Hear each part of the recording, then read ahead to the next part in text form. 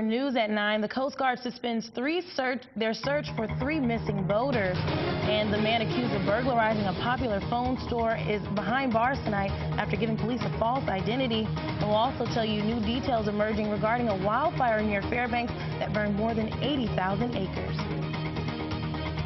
You're watching Fox 4 News at 9, KTBY Anchorage. Thank you so much for joining us. I'm Whitney L.B. Miller. It's Sunday, August 4th, and you're watching Fox 4 News at 9. The Coast Guard called off their search for one of 3 men that went missing Thursday after their boat sank during a fishing trip in southeast Alaska. One of the 3 passengers, 46-year-old Dennis Monroe, managed to swim to shore. Reports say a nearby fishing boat found the body of one of the men on Saturday, but were unable to find the third before calling off the mission later that night. The 24-foot aluminum boat reportedly sank about 200 yards off the west coast of Baranof Island. Troopers said after making it to land, Monroe found a reflective fishing lure and used it to signal for help. A man allegedly responsible for burglarizing a Midtown AT&T store Friday is behind bars tonight. Police say surveillance footage gave authorities a leg up in the search that led to his arrest. It took police less than 1 hour to catch up with 35-year-old Milton LeBlanc, who police say allegedly stole over $4,000 worth of merchandise from the store's showroom. Within minutes, police say LeBlanc got away with multiple display electronics. A description of LeBlanc taken from the business's surveillance video was used to locate him in a car with 4 other individuals. All 4 were taken into custody. APD spokesperson Jennifer Castro credits the arrest to the company's alarm system being linked to APD. We can go and we can look up, okay, who do we need to call, where can we figure out the surveillance video, all those kind of different components there. And so that's why it's really important to do that, because it saves time, and in these situations time is definitely of the essence. Obviously in this situation we saw a suspect trying to leave the area essentially, and so the fact that we were able to be timely in this incident really plays to the importance of registering those security systems with the Anchorage Police Department.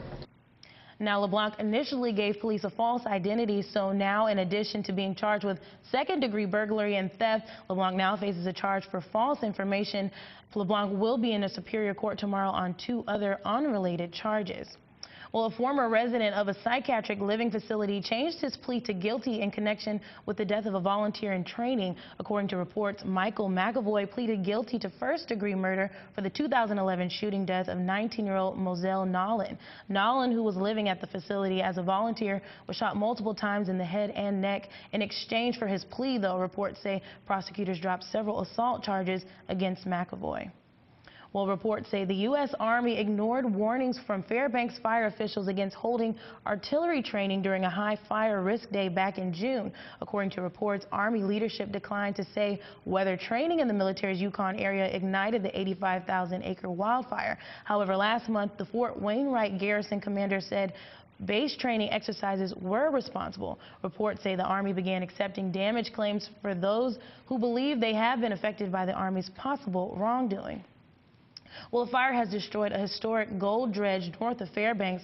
Gold dredge number 3 across from a lodge on the Steese Highway was one of nearly 10 mammoth placer mining machines left in the interior of Alaska. The machine began operating in 1935 and was owned by the Fairbanks Exploration Company. 2 men told lodge workers they pulled a pulley which caused a spark starting the fire. Reports say a cook at the lodge ran across the highway with a 5-gallon bucket of water, but by then it was too late. The wooden parts of the dredge were engulfed in flames. Well, when we come back, a new pet pantry opens for victims of domestic violence. We're going to tell you a little bit more about that when we return. You're watching Fox 4 News at 9, KTBY Anchorage. Welcome back, and thanks so much for joining us.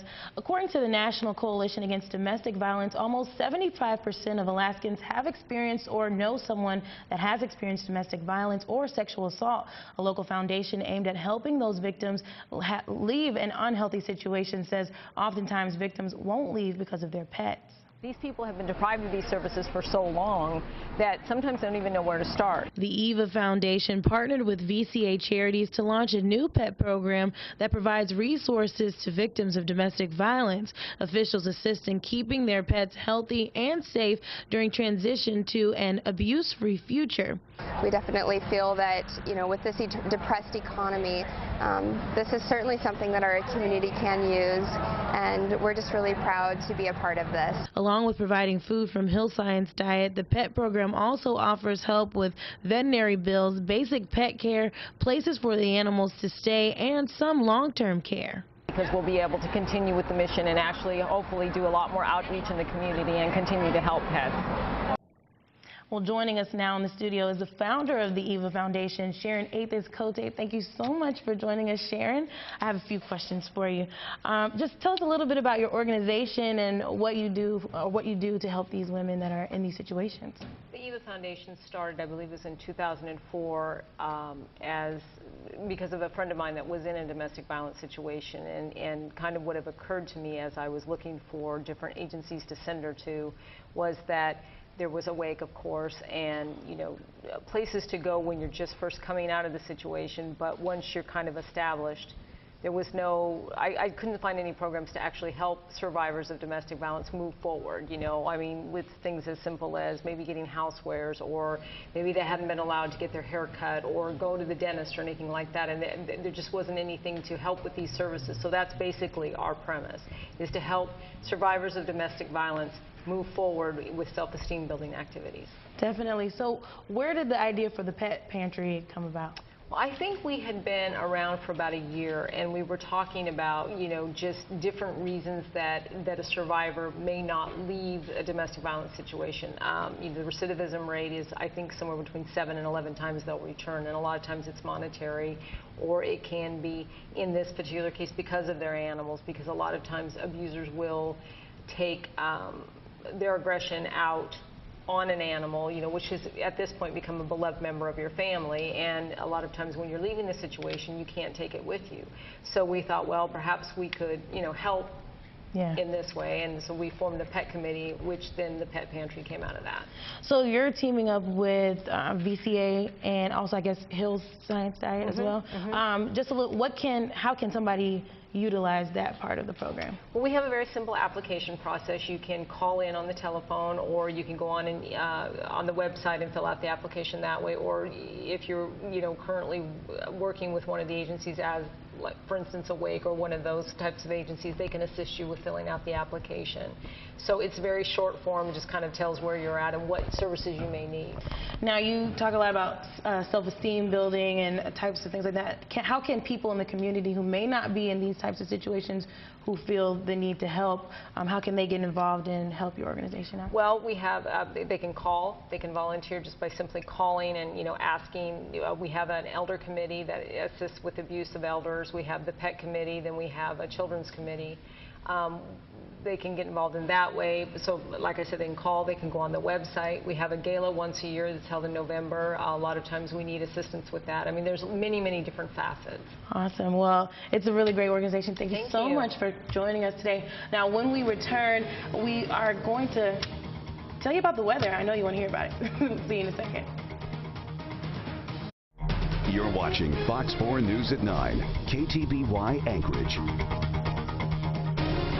Welcome back. Well, it's time for what I believe most of you may be waiting for, the weather and your look at the week ahead.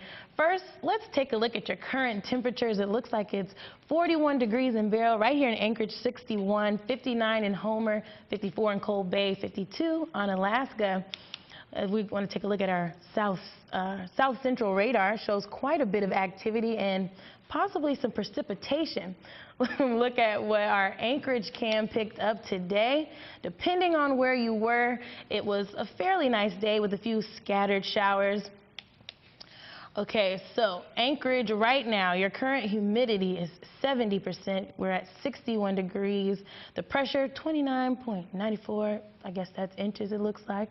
Wind, the wind chill, 59 degrees. All right, so it looks like in 2002, today in Anchorage had a high of 67 degrees, and in 1921 it was 59 degrees. It looks like currently we're down to 18 hours and 48 minutes of sunlight, so I hope you're getting out and enjoying that while we have it, because the winter is on its way, I'm sure. Currently, our statewide satellite, well, we're just going to go to the 5-day forecast because I'm sure this is what you want to know. It looks like rain is in our future. And I don't know how excited you are about that, but I'm not. Monday, it's going to be 63, a high of 63 on Tuesday as well, 65 on Wednesday, Thursday 63, and Friday 63, but a lot of rain. Let's see what Fairbanks is talking about. Fairbanks, you're doing a little bit better. You have some sun, looks like partly cloudy, and then you're going to get rain too, just like us, so we're not alone. 75 on Monday, 77 on Tuesday, 81 on Wednesday, 74 Thursday, and 68 on Friday. Juneau, we did not forget about you. It looks like you're raining right now, or tomorrow actually, 66 degrees. And you're going to be sunny on Tuesday, 71, 72 on Wednesday, 69 on Thursday, 64 on Friday, and your sun looks like it might come back out. Hopefully you'll get it again next week too. And then your statewide forecast finally, 61 degrees in Homer, 63 in Anchorage, a lot of rain everywhere. So I guess that means the summer's winding down. That's really, really sad. But that's all we have right there. All right, now that we got the weather covered, be sure to stay tuned. When we return, it's time to find out what you missed in the news last week. So stay tuned, we'll be right back. You're watching Fox 4 News at 9, KTBY Anchorage.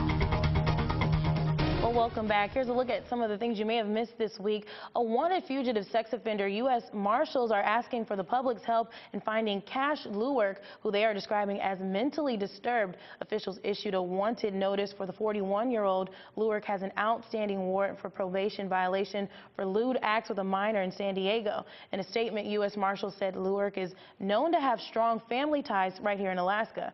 Lewerk's criminal history includes lewd acts with a minor, assault, battery, and obstruction of a law enforcement officer.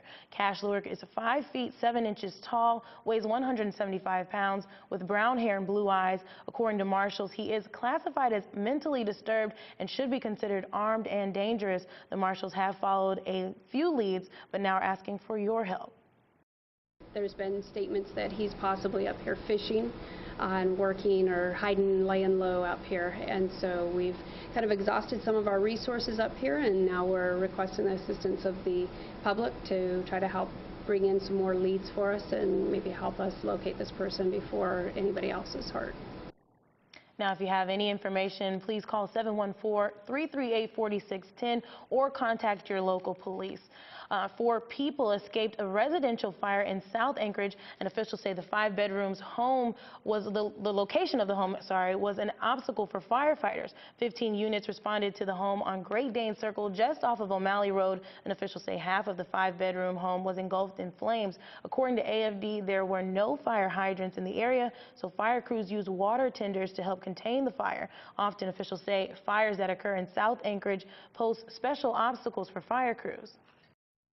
They're on the hillside because it's the urban wildland interface, so we have a lot of wild land up there. We have to be cognizant of that, recognizing that a house fire, if the wind's blowing and the way the weather's been, the humidity is down in the plants, but our Firewise program has done a really good job in creating what they call defensible space, talking with people, educating them, and so I wouldn't say it's more difficult, it's just different. Now, the cause of that blaze, officials say, is still under investigation. Well, a Wasilla resident has been charged with animal care offenses after officials seized over 29 pets living in one woman's home. Matsu animal control officers collected 24 dogs and 5 parrots on Thursday. The animals were taken from the home of 56-year-old Wendy Rayburn near the intersection of Connect Goose Bay Road and Horizon Drive. According to reports, officers had to walk through animal feces to gather the pets. A total of 22 Pomeranian mixes, 1 silk terrier, and 1 lab mix, along with 4 lovebirds and a parrot, were seized and taken to the shelter. Officers also noted that Rayburn has been cited on several occasions for failing to provide sanitary enclosures for the animals. Rayburn said, though, she was once a breeder and is happy to be receiving some of her pets back. I have voluntarily surrendered 4 of the dogs, and they were the older ones, okay, that had lost their teeth and, you know, having bad knees and, you know, so on and so forth. The 4 I'm getting back, one of them is my large dog. She's a lab mix who is in excellent health. Of course, most of my dogs were. And one of them that I just can't part with. Now, court records show Rayburn entered a no contest plea to one count and is reportedly scheduled to appear in court this month on another count of failing to provide a kennel license. Now, Brown University archaeologists have uncovered the site of an ancient village in northwest Alaska. The village is about 500 miles northwest of Anchorage. Arctic archaeologist Doug Anderson says he's never seen a site quite like it. Anderson believes about 200 people lived in the village. The community is believed to date back from the late 1700s to the early 1800s. And officials found signs that villagers lived closely with dogs, and they also discovered 2 sets of human remains. Well, if you like animals, then this is your cue to fall in love. A baby elephant named Bella is making a splash at the Fort Worth Zoo. You can see her here trying out a kiddie pool for the very first time. The more than 300-pound Asian elephant was born on July 7th and is just the second Asian elephant to be born at the zoo in its 104-year history. Asian elephants have been listed as endangered since 1976. Isn't that cute? We got Jake Rao here. Did you like those elephants? You know, they were making quite the splash. You gotta love those baby elephants. I mean, is there anything cuter? I don't think so. No. we don't want to speak of cute, but making the splash in the local scene is the prep football season. It's really just knocking on our doorstep. We start the Fox 4 barnstorming tour of football previews with the team that finished second only one season ago, the Service High Cougars. And another team that finished second last year, the Chugiak Post 33 Legion baseball team had a shot to win it all this year. Highlights from the championship game are coming up in, I'd say close to 5 or 10 minutes on AKSN. We got to make sure we're tuning in for that. Well, it's time for you to take out your calendars and a pen for a few things you won't want to miss this week, so we'll tell you a little bit more about that when we come back, and make sure you stay tuned for Jake Rao.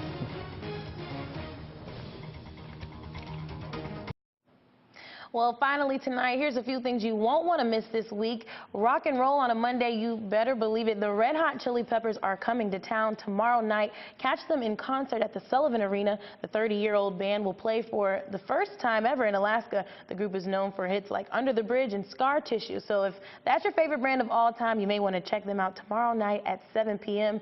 And on Wednesday, August 7th at 2 p.m., you may want to head over to the Rondi Shop to meet musher Rod Perry and his mushing dog. You and yours will get the chance to find out what it was like to run in the very first Iditarod. Again, that will be at the Fur Rondi Shop in downtown Anchorage. And for all the little anglers out there, next weekend plan on attending the 7th annual Kids Fishing Derby, hosted by the Big Lake Aurora Lions. An entry fee of $15 will be donated to the Lions Camp Abilities program, and every entry is said to get a prize. Well, that's all the time that we have for you tonight. Enjoy the rest of your weekend, and thank you so much for joining us and watching Fox 4 News at 9.